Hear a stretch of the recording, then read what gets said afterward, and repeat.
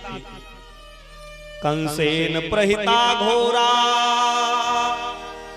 पूतना बाल धातिनी और शुशूचार निघंती पुरग्राम ब्रजादिषु। कहा कंसेन प्रहिता घोरा पूतना बाल घातनी। जो पूतना नाम की एक क्रूर राक्षसी थी वो छोटे छोटे बालकों को मारती थी, उसका यही काम था। और कंस ने उसको नियुक्त कर दिया था, भाई जो नवजात शिशु हैं उनका तुम वध करो। न जाने कौन बालक आठवां हो और किससे हमारी मृत्यु होनी हो हमको पता नहीं। कारागार से भी निकल के चला गया हमारा काल, इसलिए जितने बालक मिले सबको मार डालो। प्राणों का भय और लोभी राजा अपने सुहृद माता पिता गुरु भाई बंधु सबको मार सकता है। तो ये कंस जो है एक तरफ से कह दिया, राजा था ही। तो ये पूतना जो है चली। कंस ने विशेष रूप से कहा उस नंद के लाला को आज जाकर के मार करके आओ। पहुंची गोकुल में। इधर नंद बाबा ग्वाल वालों के साथ कर चुकाने के लिए चले गए मथुरा, उधर मथुरा से आ गई गोकुल। पूत मतलब होता है पवित्र और ना मतलब नहीं, जो पवित्र ना हो उसी का नाम पूतना है। तो पूतना थी राक्षसी लेकिन स्वरूप बनाया सुंदरी का। क्यों? उसको नगर में प्रवेश करना था। अगर राक्षसी वाले स्वरूप में जाती तो कोई प्रवेश न करने देता, और उसको तो अपना काम बनाना था। इसलिए भैया वो राक्षसी वाला स्वरूप जो है त्याग करके रुचिर रूप बना लिया और भगवान को मारने के लिए चली। तो कोई कुछ बोला भी नहीं, किसी ने रोका भी नहीं। सोचा कोई रिश्तेदार होंगे, कोई होगा, ठीक है जाइए जाइए। सब रास्ता मार्ग दे दिए। पहुंच गई महल में। देखिए वहां गाना बजाना हो रहा है, बधाई गीत हो रहा है, सारी गोपियां ग्वाल बाल सब आनंद में भाव विभोर है, नृत्य गीत हो रहा है। गई और यशोदा मैया से लिपट गई। अरे बहन हमको पहचाना कि नहीं पहचाना? यशोदा मैया ने कहा नहीं नहीं बहन पहचाना तो नहीं। कौन, कहां से आई हो? तो बड़ी दूर की रिश्तेदारी गिना दी, बड़ी दूर का रिश्ता गिना दिया कि बहन मैं वहां से आई हूँ। हमने सुना तुम्हें लाला भयो है, तो हमारी भी इच्छा हुई चल करके तुमको शुभकामनाएं दे आऊं, बधाई दे आऊं, इसलिए हम दौड़ी दौड़ी वहां से चली आई। तो यशोदा मैया ने सोचा कोई होगा इस समय उत्सव के समय, कौन ज्यादा परिचय पूछता है। ठीक है आओ आप भी शामिल हो। और जो है उसका आतिथ्य सत्कार किया। और आतिथ्य सत्कार आदि करने के बाद अपने नृत्य गीत आदि में लग गई। कन्हैया को जो है उनका श्रृंगार करके स्तनपान आदि करा करके और पालने में ले जाकर के सुला दिया। अब पूतना तो यही देख रही थी कब मौका मिले और कब हम कन्हैया को लेकर आकाश मार्ग में चले जाएं और वहीं पर विषपान करा करके इनको मार दे। वो तो इस चक्कर में थी। जब देखा कि सारी गोपियां यशोदा मैया सब अपने कार्य में लग गए, भजन कीर्तन में लग गए, कोई कन्हैया की ओर किसी की दृष्टि नहीं है, तो पहुंची और कन्हैया को अपने गोद में ले लिया और गोद में लेकर के आकाश में चली गई और अपने राक्षसी वाले स्वरूप को उसने प्रकट कर दिया। और विष लगे स्तनों को जब कन्हैया के मुख में दिया तो कन्हैया मानो उस विष पान के बहाने उसके प्राण को ही, उसके प्राण का ही पान करने लगे। कन्हैया ने अपने दोनों नेत्रों को बंद कर लिया। जब विषपान करने लगे तो दोनों नेत्रों को बंद कर लिया।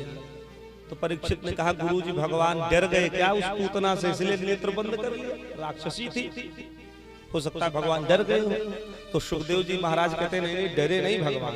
तो कहा फिर? कहा भगवान इसलिए नेत्र बंद कर लिए, इसमें कई कारण है।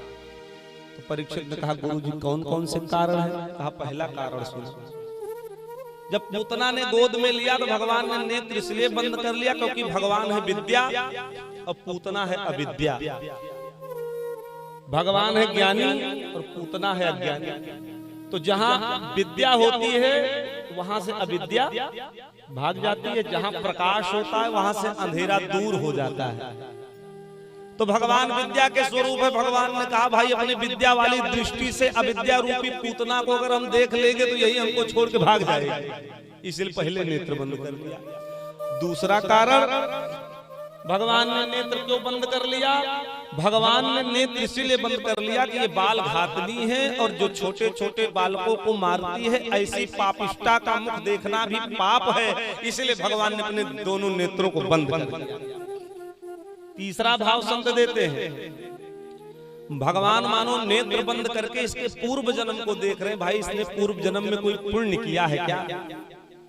जो अपनी गोदी में हमको इसने ले लिया है, जरूर इसने कोई पुण्य किया है, इसलिए नेत्र बंद करके यही सोच रहे हैं। चौथा भाव संत देते हैं, जैसे छोटा बालक होता है उसको दवा पिलाओ, डॉक्टर सुई लगाते हैं तो अपना नेत्र बंद कर लेता है, उसका स्वभाव होता है। उसी प्रकार भगवान विषपान करने जा रहे हैं, इसलिए उस शिशु के जैसा जैसे साधारण शिशु करते हैं, साधारण बच्चे करते हैं, उसी प्रकार भगवान ने कहा भाई विषपान करने जा रहे हैं तो हम भी नेत्र बंद कर ले, इसलिए भगवान ने नेत्र बंद कर लिया। पांचवा भाव संत देते हैं, भगवान के उदर में अनेकों ब्रह्मांड विराजमान है, पूरी सृष्टि विराजमान है। तो भगवान जब विषपान करने चले तो सब जगह हाहाकार मच गया ब्रह्मांड में। तो भगवान नेत्र बंद करके उन सबको समझाने के लिए, शिक्षा देने के लिए, घबराओ नहीं, अभी हम इस पूतना का काम तमाम कर देते हैं, यही बताने के लिए भगवान ने नेत्र बंद कर लिया।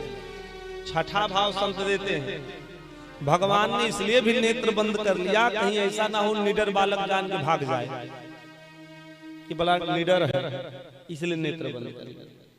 और सातवां भाव संत देते हैं, भगवान नेत्र बंद करके मानो ये सोच रहे हैं कि आया तो था माखन मिश्री खाने के लिए, लेकिन प्रारंभ में सबसे पहले विष का ही पान करना पड़ रहा है, यही विचार करने के लिए मानो नेत्र बंद कर लिया भगवान ने। खैर ये तो संतों के भाव है। श्री सुखदेव जी महाराज कहते हैं, परीक्षित भगवान ने मानो विष पीने के बहाने उसके प्राणों को पीना प्रारंभ कर दिया, उसके मर्म स्थल में पीड़ा उत्पन्न हो गई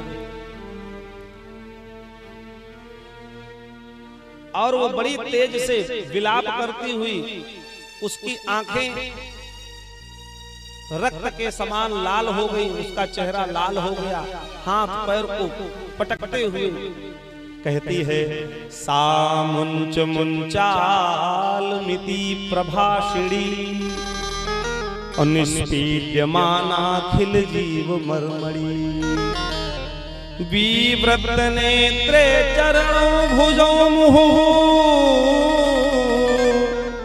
प्रश्विन्न गात्रा क्षिपति रुरोदः।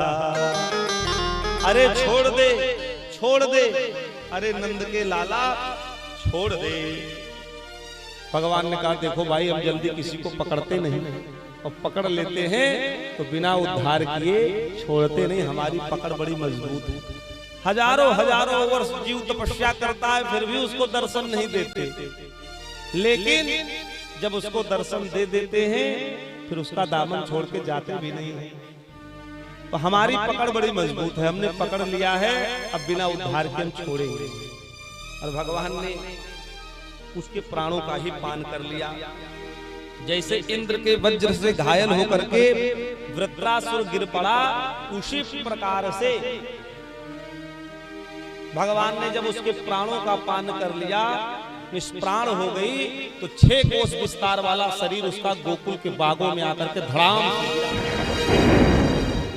और 6 कोस विस्तार में जो पेड़ पौधे आ गए उसके शरीर के नीचे, वो सब चकनाचूर हो गए। सुखदेव जी स्वयं कहते हैं, पतमानोपि तद्देहास्त गव्यतंतरद्रुमान चूर्णयामास राजेंद्र महदासे तमद्भुतम।